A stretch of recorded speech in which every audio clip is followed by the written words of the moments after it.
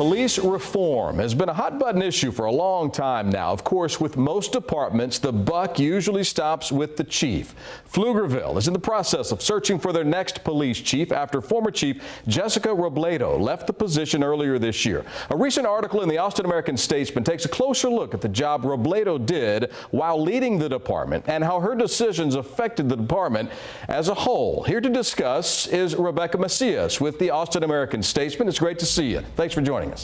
Thank you. Thank you so much for having me. Let's talk about the article. You spoke with a former Pflugerville police officer who worked for Robledo, who said the chief came in like a tornado. He says she destroyed reputations and futures without a second thought.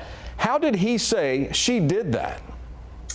So he really did just kind of go into it really by describing, she came in and, he was excited for the change. He was excited for the new changes that she was going to bring, as he was very familiar with, her background leading the Austin Police Department. And he really just described it as, she came in and tried to bring a lot of new change. And I think a lot of that change just really wasn't something that he was expecting. And he just didn't really have sort of the understanding of knowing how she really wanted to go about bringing this change and not really communicating that with the officers in the department. Sounds like the communication problem was an issue, and it also sounds like Chief Robledo was faced with some resistance from the time she took office. That was back in 2017. Did you find that to be the case?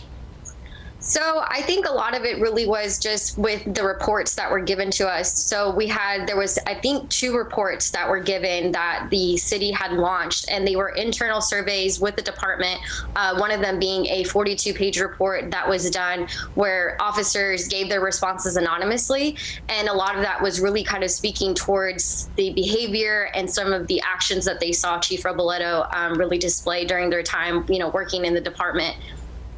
Was that report, you mentioned the 42-page report, was that ultimately what led to Robledo leaving the position with the Pflugerville Police Department?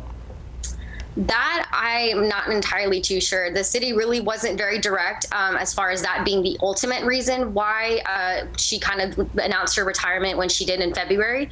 But essentially that report was done at the end of December of 2020.